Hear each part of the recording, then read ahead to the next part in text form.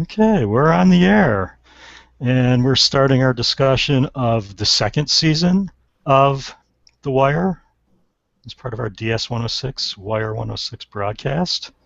Um, Jim is supposed to be joining us, but he's mysteriously late today, so I'm here with Chris and Maggie. So how are you guys doing today? Pretty good, pretty good. I'm doing well. Okay.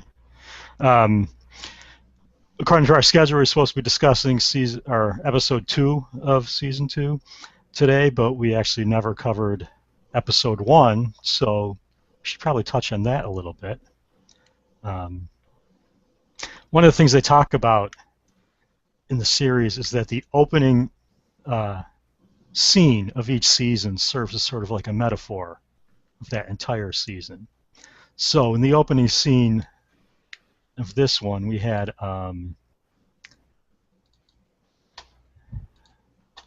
McNulty on the boat, and there was actually that shot of the boat that they were going to work on. Party boat, the name on the back, I don't know if you can read it there, is Capital Gains. And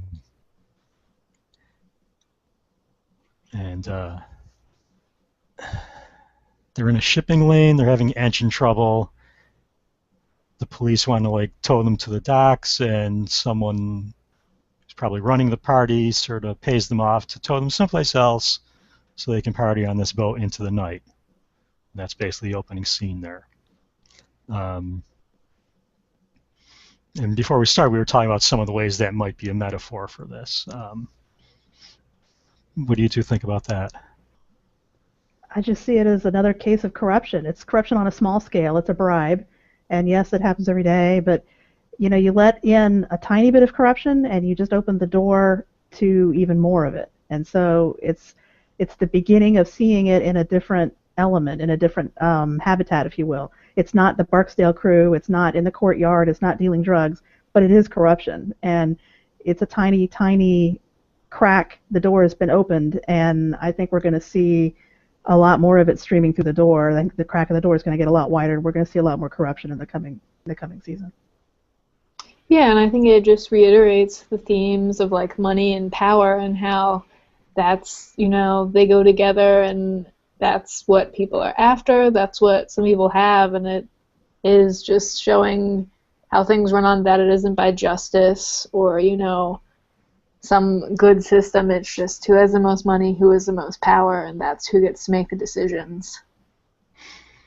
Yeah, that money and power is kind of tied into the name of the boat there, Capital Gains. Yeah. It's sort of a pun because it's capital as in the capital city or the capital of the country as opposed to money.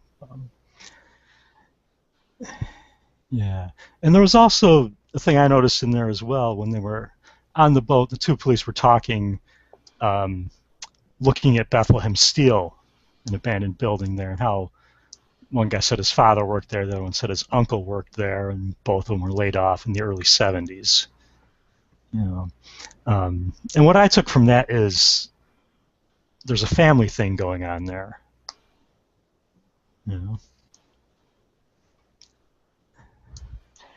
I mean, family was important in the previous season with the Barksdales, and it's carried over to this season with, the people from last season being in jail and the people who come to visit them, reminding them, make sure they're staying loyal to the family, let's treat them well, that scene especially in the second episode. And then, the new group that we are looking at this season, that's another family that sort of has a similar setup to the Barksdales. Yeah, you've got Frank, the guy in charge, and his nephew, Nick, is something of a lieutenant there, apparently. So you've got that same kind of relationship as there was between D'Angelo and Avon. And Ziggy is Frank's son. Something of a wild card there. Or a joker. Yeah. A joker. Yeah, so what do you think of that guy's character?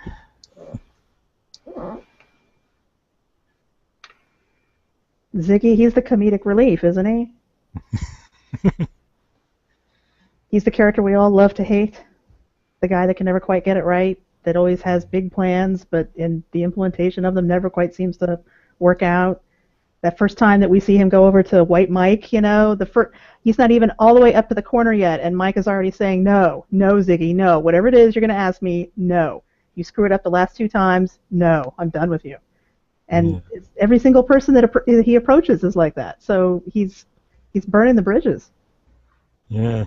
Yeah, and he also has that desire, like he sees that his cousin Nick is sort of like his father's favorite, and like he wants to be like Nick. And there's a scene where they're in like the local bar or whatever it is after work in the evening, and Nick and Ziggy are both wearing like very similar clothing. Like they both have a sweater that has some kind of animal on it, and they have a collared shirt underneath, but like Ziggy is shorter than Nick, and just sort of, it seems like, suggests that like he's never going to be Nick, no matter how much he tries. Like he can't fill that role, and that's sort of similar to how Orlando was last season, and just wanting to, be a big player and do a lot of things and like be part of the family thing, but he just doesn't have the skills, and so he's going to go out of the family business and try and do business on his own.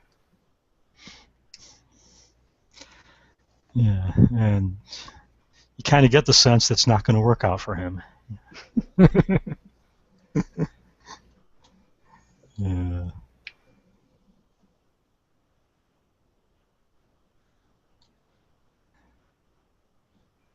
There were some other parallels we saw with season 1. There's one shot I noticed. It was just sort of in passing.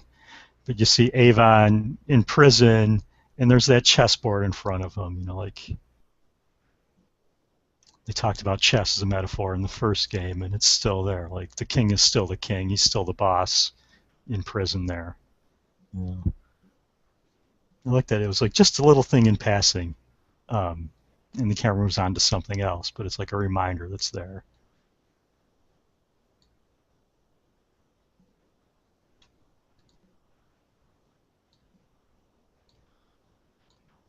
Yeah, he seems to be quite effective still, even sitting in prison. He's still running the family business. He's got guards bringing him food. He's, got his sister showing up and giving him updates, and he sends her off to do work. And he's got Stringer Bell showing up, and he sends him off to do things. So he's still tasking people. He's very much still large and in charge.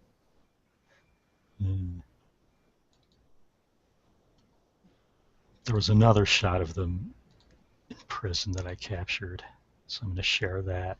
This is where he's talking to Brianna in the meeting room, and they're discussing both their business problems and D'Angelo. But you see Avon there behind the glass, and then you see Brianna's reflection in front of it, and I just loved like the visual storytelling aspect of that. You got the two faces, the whole conversation is going on in there. You can actually like see Brianna talking in reflection as you're seeing Avon's reaction behind the glass. It's a nice little touch, but it was, I guess, brilliantly effective photography going on there. That is nice. I had not noticed that. That's really neat. Yeah.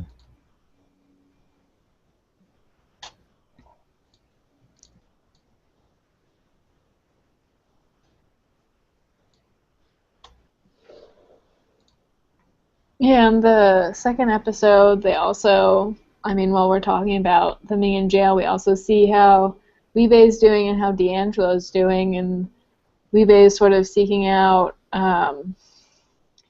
help from Avon, like, oh, like this guard is like being mean to me and stuff, and knocked over my fish tank and stuff, which I don't know, I liked Libe's room. It was such like a contrast, and it shows sort of the differences in his personality, where one side was sort of like the very masculine with like the posters of the women and the magazines underneath the mattress, and on the other side there was like a calendar with fish on it, and then he had his plastic fish tank. Yeah, and the guard just dumped that, and that totally sets off Weebay. Yeah. Those little plastic fish right at the end, before the camera pulls away, one of them is flapping like a real fish out of water would have done on the floor. It was really cool. I want to go back and see if I can capture that as a little screen capture. But yeah, it like gave a little flap, like a little. It looked very much like it was animated, just a tiny little bit right at the end. It was really a neat. That was a neat shot. But yeah, they totally trashed his entire prison cell, pulled everything out. Yeah, it's. And then he goes over to Avon, and he's complaining to Avon, and Avon's sitting there eating fried chicken that the guards brought him, and it looks like he's just hanging out in his own room, and it's a total different contrast between the two prison cells. Yeah, I thought that it sort of looked like a college dorm room over at Avon's, where they're like, yeah. I mean, it's sort of like measly quarters, but still like they're eating KFC, and you're like talking and hanging out, and just the furniture and the way it just seems not like a prison. Yeah. And you pull up this nice shot of D'Angelo in his room. I find that one interesting. It's like very sparse, but you got that like big red-orange square behind him.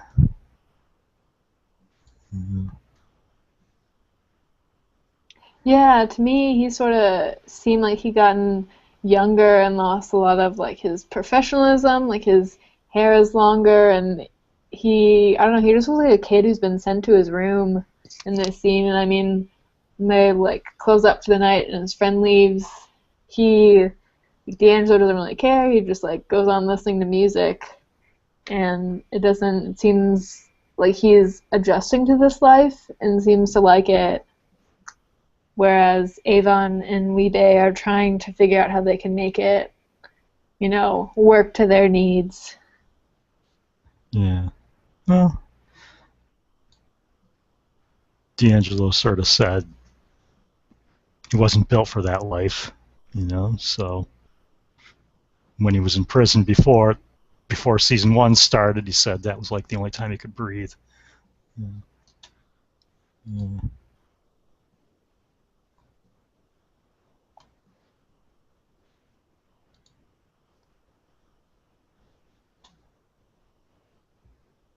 I like the other shot that you pulled out too. I actually captured the same one of the scene with all the bodies there. Yeah. So these are all the bodies that were pulled out of the shipping container, zipped up in body bags. At this point, all the detectives have left from all the different agencies that didn't want to have anything to do with this and basically washed their hands of it. And there's Officer Russell in the middle of it, wondering. The last thing the ME said to her right before this shot was, "And then there's one." That was the last thing he says to her. Then she's standing there and like, "Oh crap, this is going to be my problem now." Yeah. And everybody just dusted their hands and walked away. It's like nobody cared that 13 women were dead, and nobody cared about the mystery of it, what their names were, what countries they came from. Everyone just sort of shrugged and said, "Well, it's not my job," and walked away. And that was really something. Yeah, like that was what I thought was really interesting juxtaposition of like these shots with all the bodies and their stuff, and obviously like it's people and their lives and like things that matter. Then people are like, "Oh, we can just write this off as cargo. Like, what does this matter? They're dead. They're not alive. Like, if they were alive, it would be immigrants, and we just ship them out." And they're just seeing them as like leftover stuff that they can just toss, and it doesn't matter. And that seems so insane when you have like these huge shots going overhead, and you're seeing just bodies and stuff like their belongings. I like the way you put that leftover stuff that they can just toss, because that's something that came up in episode 1 when one of the dancers overdosed and they just threw her away in a dumpster. And I guess you get that same kind of feel here. Like they're in bags.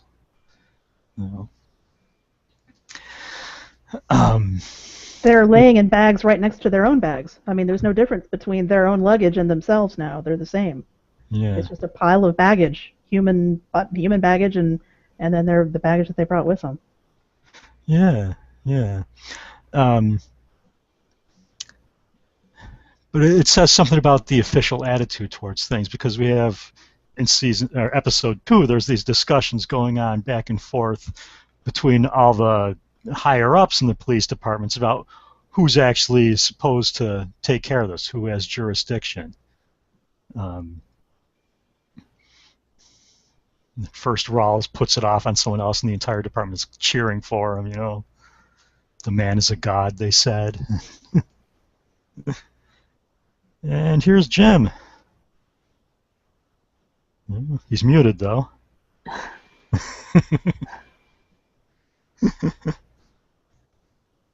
But yeah, with the jurisdiction stuff, that was like it really showed like the justice and like figuring out like who killed these people doesn't matter as much as like, oh, their ratings. There's one guy who was talking about, I guess, like how hard he worked to get to like a 51%. It was Rawls, I think, was talking. Yeah. His clearance rate, and you wonder how much he had to juke the stats to even be able to brag about that 50% rate. It left me wondering what the real rate was, what the actual pre-juking number was, and I get to the point where I just don't believe anything out of that guy's face now. I love the way he talked about the stats and he had it down to like 1/10%. Yeah. And if I take on 13 more bodies, it's going to be 39.4%. Like he knows that off the top of his head. It's all about the stats. That's what matters. So it's interesting. I'm sorry I'm coming in late, guys, and I know the conversation was better without me, so let me ruin it now. But one of the things that was interesting, and I was thinking about Rawls last night, because Rawls is like my favorite character in some ways. And I know that's terrible, but it tells you a lot about me. There's a famous political theorist, philosopher, by the name of Rawls, who wrote a book called The Theory of Justice. And I have to believe that Simon is playing a little bit on this character. I mean, this is the kind of 20th century idea of justice as a conceptual, abstract concept.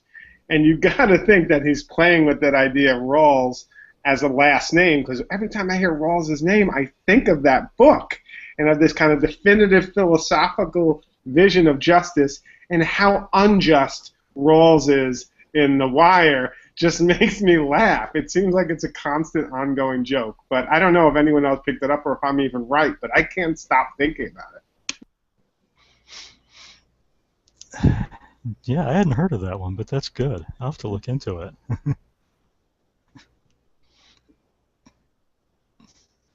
That's like a Paul Bond moment for me. I haven't had too many of those where I pick up on the little book that's written by his wife, or the color of the orange couch and the eviscerated thing. So I feel pretty proud of that.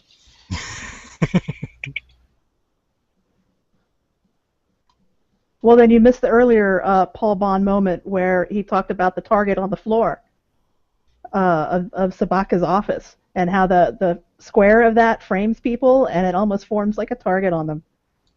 He's got a great shot he can pull up, the screenshot of it. It's really cool. I hadn't thought about it. I hadn't really noticed it in terms of being a target before. Yeah, I'd like to see that. That's cool. Oh, yeah, there he this goes. is the scene in the union office. There's actually 2 rooms. This is, I think, Frank's office. And you sort of see Horseface, I think that's his name, almost in the center, like he's the target. There's a later scene of a discussion between Valchek and Sabatka, and Sabaka is sort of standing towards the middle there. And it's just like I can't even call that a subtle thing that's, pointing out that these people are targets. Yeah, and in that shot too, you also have the yellow, red, and blue colors, which I noticed at the start of this season. That's the colors on the Baltimore police insignia on the side of the boat that McNulty's in. I saw those colors in their little crest and stuff, and so I think that might be those 3 colors sort of represent the police in some ways. Yeah, I was thinking about both you and Paul a little bit when this season started. You guys had talked a lot about colors, but just how much brighter in some ways this season is visually. And I don't know if that struck anybody else, but just with these tall, like he's on the boat, and there's that early montage in episode 1 of season 2 where he's looking to the old kind of gutted out infrastructure, but it's on the water, it's very bright. It's that kind of marking, and that was early on, it was a marking of a completely new season and a completely new landscape. And I'm struck immediately by the different sense of not only light but of coloring that emerges. So I picked up on that same thing, and it's one of the things when I first saw this series that was really disorientating for me was that move outside of my notions of the pit and of that dark, dank cellar office, which really started to take on a tone in the show. And while we see Daniels in that for a minute in episode 1, which I forgot he was put in the basement, I actually completely forgot that, you don't have that same visual and kind of feel of suffocation. Although maybe Sabaka's office is going to be that new space, you know what I mean? But that's interesting.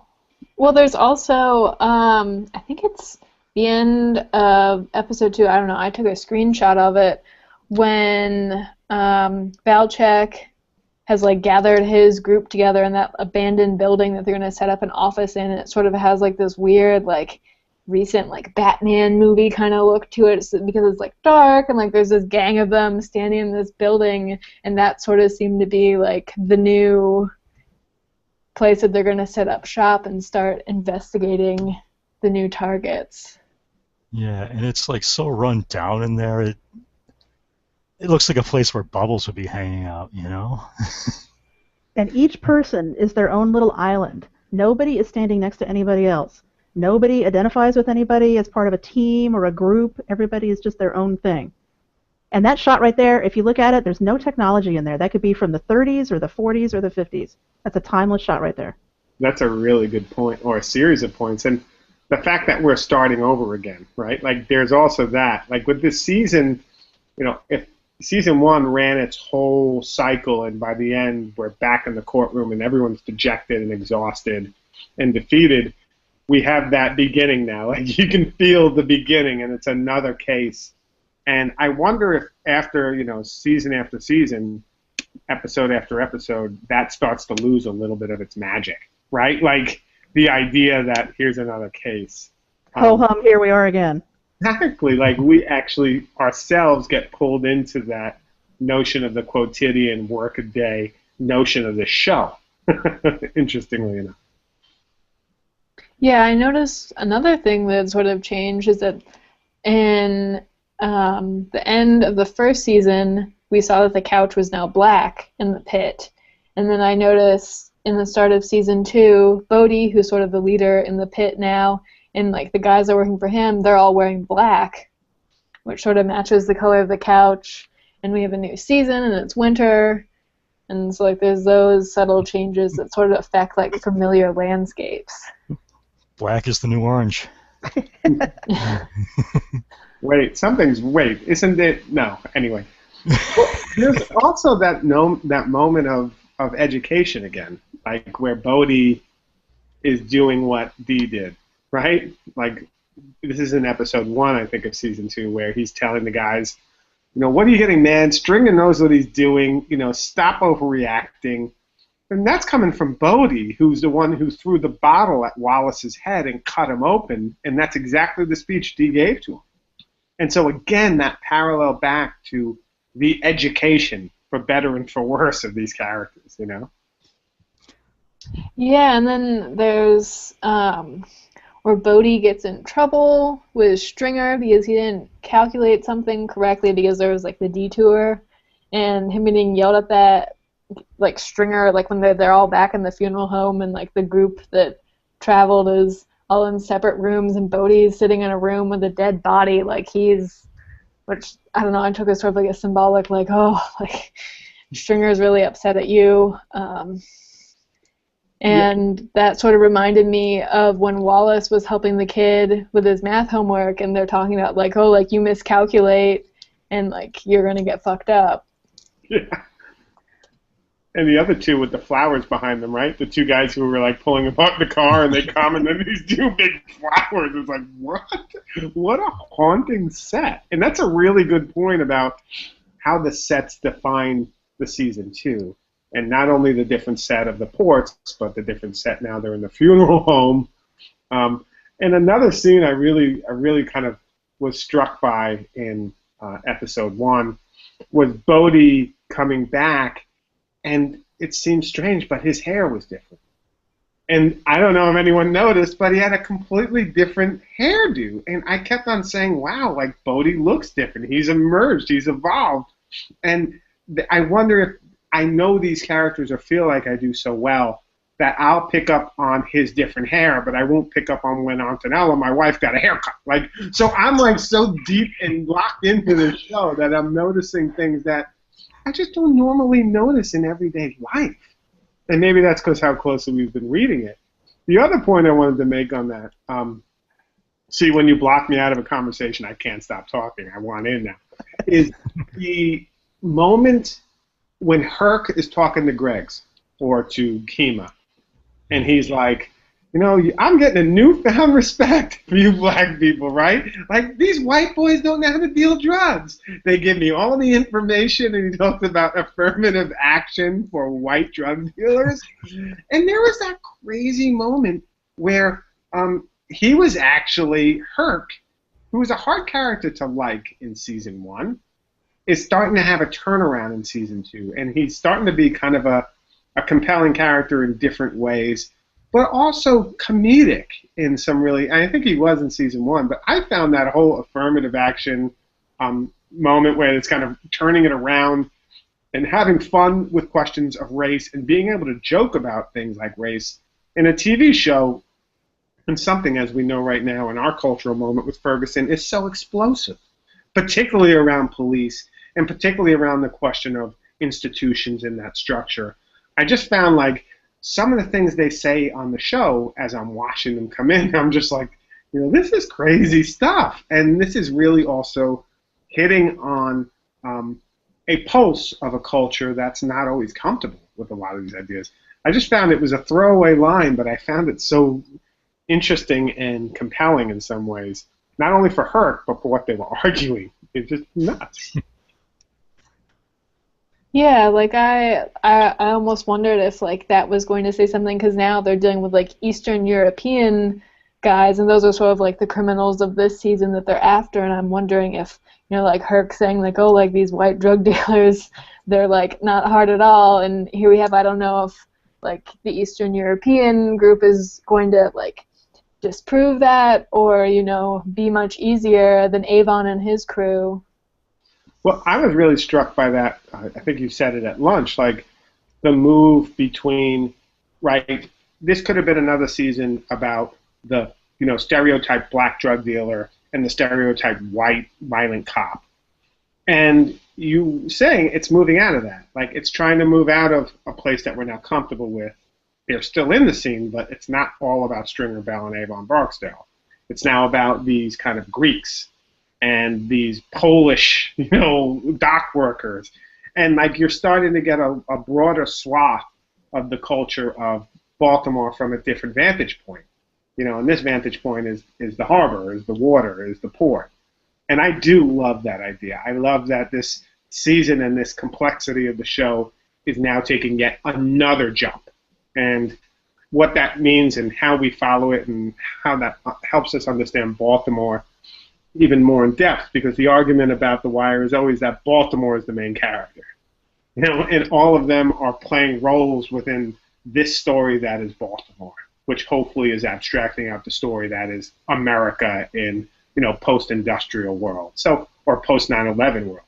So they're very much playing roles. Some of these roles, they are not anywhere near what they are playing. The Greek is not Greek, and yet he walks around acting like he's Greek and hanging out with Greeks, and he carries these worry beads, and that's a very Greek thing to do. That's like a huge thing in the Greek culture, these worry beads. I looked this up. It was so fascinated me. And McNulty, who's apparently not even really Irish, because Ronnie at one point says, "You're not even Irish, are you?" I mean, it's like people are turning out to be not anything like they're supposed to be or anything at all like the role that they're playing. They're just making it up as they go along. This is what Irish people do. They get sloppy drunk. Okay, that's what I'll do. I'll be sloppy drunk and I'll sing Irish songs in the bar, and now I'm going to be an Irishman. And it's just, it's like, wow. It's all fake. Yeah, and it's almost like the Pogue Mahone thing, right? When we had Polk and Mahoney at the beginning, like, yeah. It was really an inside joke about the two names, and which means Pogue Mahone, I guess, kiss my ass in Italian. I mean, no, in Irish, forgive me. In Irish, Gaelic, yeah. Playing on that, just really almost making fun of the idea of the Irish cop. But the point you make that I'm pretty compelled by is in the episode 1 of season 2, you have Ziggy, who's kind of a lovable idiot, I guess is a good way to describe him. Well, he's an idiot anyway. He's an idiot, right? Maybe not lovable, although I love him a little bit more. I hated him the first time I watched it through, but I'm liking him more. He's in there when they go to visit the Greek. And he keeps on calling the one guy, Serge, Boris. He's like, you look like a Boris. You're a Boris. And then he's like Rocky and Bullwinkle. You're like the Boris. And there's that idea that you're getting at, Chris, where they're just trying to kind of crystallize these stereotypes that the show resists at every turn. So that's interesting, and I'm wondering if they're playing on it a little bit with Ziggy's reaction to Boris. Yeah, I'd forgotten that. That's true. Poor Sergei. Nobody understands Sergei. No one understands Sergei. Yeah, and with the whole, like, oh, this could just be a show where it's, like, black thugs dealing drugs over and over again every season, and then they're switching it up. But I also don't think, like, Eastern Europeans as criminals is, like, a new thing to, like, cop dramas, because I've definitely seen in other cop shows they bring in, like, the Russian guy or, like, some, like, ancestors of the Nazis and stuff like that, and they just have, like, all of that. And so it's interesting, though, that even though they do have this sort of stereotype around them, they're jokingly trying to play into it with, like, the Boris thing. Yeah. And also, like, how much our media resists. Because, I mean, growing up in New York City and thereabouts, like, there's this whole huge Russian contingent in parts of Brooklyn and Eastern European, Albanian. Like, there are different notions of communities around organized crime. Irish, like, there isn't just the black community, right? But so much of our media kind of reinforces and stresses that. And actually so much of our culture, whether it be through hip-hop, gangster rap, Boys in the Hood, you name it, over the last 20 or 30 years, has really gravitated towards that identity and that notion of identity in relationship to the American psyche. So it's interesting to try and resist that a little bit. But even when you do, like you're saying, you have a whole series of new, even if more obscure stereotypes, like Boris from Rocky and Bullwinkle, which is not necessarily the most prevalent stereotype in pop culture. But it's interesting what you're saying, and it kind of makes you think, but in some ways, even The Wire can't resist totally the stereotypes of, the African-American drug dealer thug. So that's interesting. It certainly complicates it, but that's a reality we're finding in more and more of these, decimated inner cities. And so there's also broader questions about why so much of these inequalities fall along race lines. And, that's going to come back again and again, even in The Wire. We can't resist it entirely.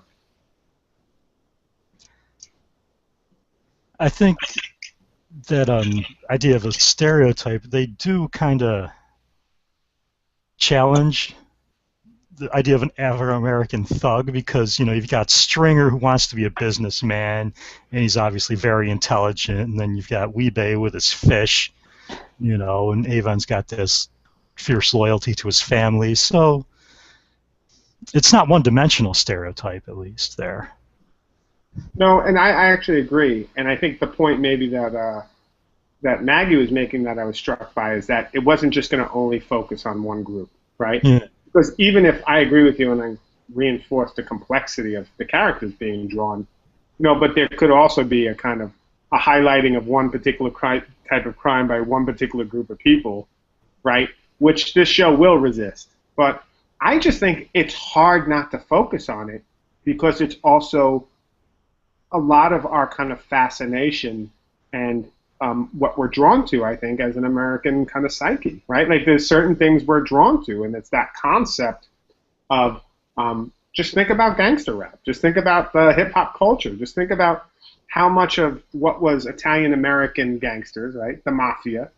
You have, the notion of drug dealing, and just look at films in the 80s and 90s and aughts, and how we've kind of imbibed that sense of culture. So even if you're trying to complicate it, it's still a pretty prevalent genre and stereotype that you're working into, even with resisting it. You know what I mean? Yeah, and I think especially in like a post 9/11 world where like after 9/11 it was just like, oh, like anyone who's Muslim, like obviously they're dangerous, and I think like that's just another thing that we've done where we like notice patterns, or like there's one big incident and we're like, oh, like don't trust this entire culture in regards to this one thing and stuff. And so it's nice to see a mix of people, and you're looking at different cultures within Baltimore and seeing like, oh, they're all criminal. And I mean, even the police force, which has a variety of races represented in there. Not there. We talk about how like Kima is really like the only like true like innocent true cop type of thing, and everyone else is sort of, does questionable things. Yeah. Well, and it's also good to know we can't trust the Polish too, because I was beginning to wonder if we could trust the Polish, but now I know we can't trust them either. I can't trust any of these communities. They are all exhibiting corruption in some way, shape, or form. They are all corrupt. Sad that it's not taking a smack at the Italians, because there's nothing better than watching a show denigrate the Italian culture. Well, maybe the Greek is really Italian, so maybe that's it. That's his cover, right? Exactly. And I'm only kidding, Maggie. I don't want you to get... I'm joking because, there's an interesting notion, I think, that as we're working through The Wire, and that I think you picked up on brilliantly, is, there's the idea that there's no uncovering, right? And David Simon says in one of the comments that he was waiting for the Jewish community to react to Maury. Because the one Jewish character you have in the show is this really immoral, corrupt, lawyer who's serving the Barksdale crew. And David Simon himself is Jewish, and he's like, the only reason I could write that character the way I did is so that when someone said you're an anti-Semite, it's like, well, how can I be an anti-Semite? I'm a Jew, right? So it's this interesting notion of ethnicity and race that is still a defining kind of element of how we understand ourselves as a culture. And we do take a certain amount of, I think, I don't know if it's joy, I don't know if it's kind of protection, I don't know I don't know what it is, but by understanding each other and ourselves in terms of ethnicities, even though it's limited, and even though it helps us define an identity that we then can kind of associate with. You kind of see it at the docks. You see it in the crew in the pits. You even see it, and if the identity around race and culture and ethnicity breaks down, then the only identity you seem to have left is related to your job, right? And it's whether you're a drug dealer, it's whether you're a cop, it's whether you work at the ports. And it's interesting how the undercurrent to the identity of race and ethnicity and gender maybe is this undergirding one of class that The Wire seems to constantly coming back to. And not to privilege one or the other, but that's one of the things that cuts across races and ethnicities, is the question of wealth and the concentration of wealth in a few people's hands and what that means broadly for a city like Baltimore. Yeah, and this really is a show that deals a lot with money and power and how that's corrupting everything, and how, there is injustice. It's just, like the person who decides how things go is the one with the most money and the most power. And I think it was last season they said, like, you follow the drugs and the drug dealers and, you find that whole side of the thing, but when you follow the money, you start finding a whole new mess of things. That's what Valchek did. That's exactly what Valchek was doing. He was asking that question in the beginning. How does Sabaka and his union have this much money? Yeah. He's trying to do a little mental math. They only have, a couple hundred guys, and so that only means X amount of dues. So where are they getting all this money? There must be something deeper, and I'm going to find his underbelly and stab him in it. That's a really good point. Sabaka and the Belichick-Sabaka thing is awesome. I mean, that's great. I mean, who's got the bigger stained glass window in the church? Yeah. There couldn't be a more ridiculous line in the sand. It's like the rug in The Big Lebowski, right? It's absurd. Yeah. But one of the things, I mean, talking about this notion of Sabaka and Belichick and the idea of money, is one of the things that comes across in that is Belichick said, how can they possibly have that much money? That union's basically dead. And that's another context of season 2 that I personally love, is what's happened to unions. Like what's happened to the labor, right? Because Sabaka is being chewed out in the beginning by one of the labor, who's basically the labor representative saying, you're not doing your job. Right? You're not fighting for the survival of this port, for what little is left. And the corruption there has immediate implications on the working class around. And Sabaka, to me, is a great character, and it's one I relate to deeply because, he just seems to be a guy going about doing his job, but he's completely corrupt. And the implications of what he represents is the implications of a completely gutted out workforce that has no representation. And, he's a terrible character in that way, but he has some great moments in season 2 that redeem him, I think. And the question of the port and labor, to me, is what turned me on really to season 2, because I think it's something outside of the question of, the Barksdale crew as, like you said, this racial stereotype versus the cops, even though they're not either one homogenous. This one breaks us into a whole deeper category of class and race and work, and what does that mean in relationship to labor? Well, in a post-industrial society, which is what they're existing in now, it becomes a consumer society, and so they see these goods for consumers coming and going in these shipping containers, and their job is to just move these shipping containers, but they used to do other things. My grandfather or my father used to work for Bethlehem Steel right over there, and we used to make things, and now we don't do that anymore, and now we just move things around for other people who bought them and sold them, and we're just sort of the middle guys that just take it from point A to point B, and that's all we do now. And they're dinosaurs. They're going extinct, standing on these docks, looking around, not understanding what's happening to their own environment, but they're not competing successfully in their own environment anymore. They're going extinct. That's brilliantly said. And it's funny that some of that cargo that starts the wheels turning is these dead women. Yeah, yeah. Dead, Eastern European, we would imagine prostitutes, or not even kidnapped sex slaves, or whatever you want to call them. And it's a really kind of horrific, it takes your logic right there, and it punctuates it with this. And what's being treated, what's the exchange, what's the good? It's people. Right? Yeah. It's powerful. Well, the other thing that's being exchanged on the docks there is that stolen police van, right? The white van. That's another kind of consumer good that's been reappropriated. That's absolutely awesome. I love that van. One of the quotes that really struck me from episode 2 was Daniel's wife. They're walking, I guess they're coming back from dinner, and they're walking on the sidewalk hand in hand. It's kind of a nice quiet moment in the evening for them, and they're being kind of pensive and reflective. And she says to him, "You did what you did, and you are where you are." And it's just killing me to not know the prequel of what happened to Daniels and what was this terrible thing, this corrupt thing that he did that somehow elevated him in the police force, and now he is where he is. And he's kind of deciding what that means for him and where he's going to go with that. But he was corrupt then, and is this now his redemption period? Is he done with the corruption, and now he's going to be the good guy? Or is that still clinging to him like an albatross? What does that mean for him? But it's driving me crazy not knowing what he did. I'm imagining all kinds of stuff.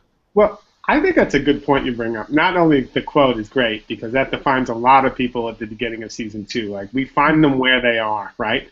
Here's they are, and that's it. Kind of the beginning. The first 2 episodes are about reestablishing our relationship with these characters and where they are now.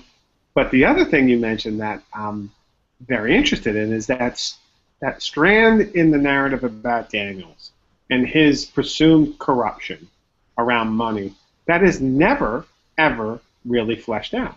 And I think that can be said it's never fleshed out throughout all 5 seasons. And it's one of the strange moments in Wire. Like, there's very few plot lines that aren't fully developed and very tightly strewn, and this is one of them. And it's interesting because it would be a great assignment for DS106 to find those few plot lines that are like Lost-like, because Lost had 5 million of them. Lost Right. Shark, everything was a Lost plot line. It should be called Lost plot lines. But Wire was the opposite, and there's those couple that aren't developed fully, and this is one of them. So you'll never really get to know. I like how the technology is a little more advanced here. We're progressing. In the opening credits, you'll see that graphic UI of the shipping containers dropping down, and they can use computers now to track this stuff, but there's still a few glitches because the radio waves get lost in the height of the containers, and it bounces off the metal, and it doesn't, so they still have some glitches, but then they have this old tech, and my favorite from Season 2, Episode 2, was the use of a slide rule in the Emmy's office when they're trying to figure out the volume of air in a container and how all these women, panicked in that little tiny hidden compartment they had, so they only had this much cubic feet of air, blah, blah, blah. But he's using a slide rule to figure that out instead of a calculator. And my mouth was hanging open. I couldn't believe it because I don't think anybody knows how to use a slide rule anymore. That was astonishing to me. And then Beatty leans over and says, "You're from the State Bureau of Mines, M-I-N-D-S." And they go, no, State Bureau of Mines, M-I-N-E-S. And it was just funny to me how she sees him with the slide rule and associates it with the State Bureau of Mines. Like there's great thinking going on there. It was a hilarious moment for me. I do think that there could be, it'd be interesting, it'd be hard to track, but today's assignment, the video montage, like I would love the idea of a montage of all the old technology. That would be cool. Because the payphones, the pagers, the slide rule, some of the computers that they use are the monitors that are massive, and then as they get slimmer and slimmer as all the seasons go on, yeah. CRT monitors. Yeah. And it's just interesting how the show itself, being shot over 5 years, evolves. And keeping, the evolution of The Wire, given how close we're watching it, is something I think we'll be keenly aware of. And it's those details that I think also make it a time period piece, right? It is a piece about its time. I mentioned earlier that it was almost impossible for them to translate this into Italian. I knew a translator who was working for like David Letterman and stuff, and because of all the slang in the language, it was next to impossible for them to really have the show make sense for an Italian audience, which I find it's so contextual for inner city America. Yeah, I don't know how you would translate that. Yeah, it's interesting. Wow. Yeah, the slide rule's great though. That's a good pickup. Yeah, and on the technology note, I mean, McNulty and the effort he has to go into screw over walls by figuring out, the tides and stuff and where the body would have floated and stuff. Like, nowadays, I'm sure a lot of that would have been done on the computer and Googling. It wouldn't have been, I think he said it was a 3-hour process or something like that. Like, that just shows, by taking so much time, it shows how much, he really wanted to screw over walls and sort of stick it to him. And if it was done today, it would have been a much faster process, and it would have been just like, well, anyone could have done that. Like, it wouldn't have taken as much effort, I don't think. And he spent so much effort on that in 3 hours, like you said, and then he can't even tie a damn knot to keep the boat tied up to the dock. He just loops the rope around it. It's like, oh, that's it, I'm done. He's so sloppy about certain things in his life. And then, yeah, like you said, it's so meticulous detail, figuring out the tide tables and where this body would have drifted and all of that, and he can't even tie his boat up. I was struck. I love the scene with the tides. I just love it when, he's there doing the marker, and he's doing the X, and you see the Baltimore City line. Just a beautiful scene. I was struck watching it last night again, episode 1, is how quickly McNulty's on the take. As soon as the rich guy on the boat was like, hey, we're having problems, can you tow us out of the way? They basically, from moment 1, they make McNulty seem like, look, this guy is not only not the crusader we thought he was in season 1, but he's on the take right away. Like, he's not only not doing good police work, like he's a toy and a pawn, so to speak, of the rich here. It's an interesting moment that kind of made me not. I always liked McNulty in season 1, or at least the first time I watched it. But season 2, we're going to see a different Jimmy McNulty. Yes. I think early on they just wanted to open that crack of corruption, that door, and he's letting it in. He opened it up, and it's a done deal now. Once you open that door, there's no locking it back up again. You've opened the gates, and corruption's pouring in. And every single community we've seen so far in this show is corrupt in some way, shape, or form. Yeah, absolutely. Yeah, and I think another like moment where McNulty just doesn't look so great is when he's with Ronnie. And, you know, she's like, what do you want? Like, are you going to get back with your wife? Do you want me to be your girlfriend? Like, who am I to you? And he sort of doesn't want to commit to anything with anyone. And it's sort of, I don't know, there's parts of him where he's just very lazy, doesn't want to commit to things. And then, you know, like, he gets really interested in some kind of police work. And he's very committed and very into it. But at the same time, sometimes his commitment, like, there was, like, talked about the end of season 1 where it's like, McNulty's not doing this to like solve the crime. He's doing it for himself. Yeah. He does the right things for all the wrong reasons. The only reason he's investigating this whole thing is to screw Rawls. I mean, he does the right thing many times, not all the time, but many times he does the right thing. But his motivations are so screwed up. Yeah. And I was like, so one of the things that's going to happen, and I think it happens in season 2. I got to catch up, but I mean, Jimmy starts to, Jimmy's presence starts to kind of, move. I wouldn't say move away, but he moves a little bit back into the background while other characters come forward, like Valchek, like Sabaka, like Ziggy, like Nick, and it's like an interesting kind of play. It's been likened to, and I'll link to this article, to Dostoevsky's or to a Russian 19th century novel, but someone also likened it to Balzac. And Balzac, one of the things that Balzac, I think, did in very interesting ways, a French kind of story writer and fiction, great artist, he wrote complete universes of people, right? So he had many characters working within a universe, and so almost like Faulkner, Yuknapatawpha County, right? You weren't writing about one person, you were writing about a universe where these people acted and interacted. And I think in season 2, we start to see that universe and the artistry of this is not just a cop show. We know that by now.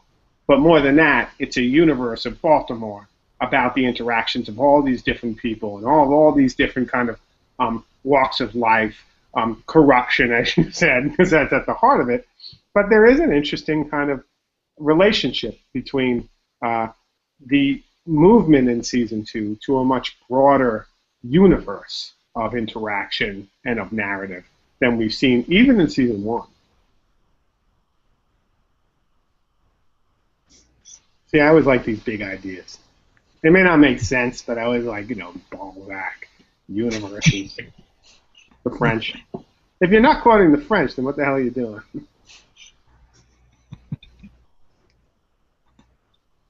You guys are really getting the hang of this now. Good job. How's that? Yeah, Chris and Maggie, I come in, you guys are flying with the conversation. Well, we had a good half hour to warm up. See, we warmed up before you arrived on the scene, so we were limber. It's awesome. I mean, I've been meeting and talking to a lot of people about the S106 issues, and I mean, one of the things that happens is it does start to really get a pace, and you do get more comfortable with the work and the assignments, and you start to run that and commenting, and so this is when it starts getting fun. The first 2 or 3 weeks can be brutal depending upon where you're at and the other work you have, but as this conversation reflects, it really starts getting good now. Yeah, you build a little momentum, I would imagine, as you gain a little ground. Yeah. Absolutely. Other ideas? I like how your camera, Chris, is kind of like watercolor. Oh, did it just? It's kind of cool. Yeah, focus again. I gotta stay up here at a certain. Awesome. No, it looked like you did a Photoshop filter. No, I think my camera just does that periodically. That's cool. Anything else? Episodes 1 and 2? I gotta go get some writing done pretty soon here. Absolutely. All right. Some writing to catch up on. Let's close it up. That's episodes 1 and 2 of season 2 of The Wire. This is a double feature, right? we Yeah. brought Maggie and Chris in more than they expected, and you were just thoughts about it. So thank you. You guys have been great. It was fun. Yeah. All Have a right. great weekend. Do your posts. Do your daily creates. Yes, sir. I have to.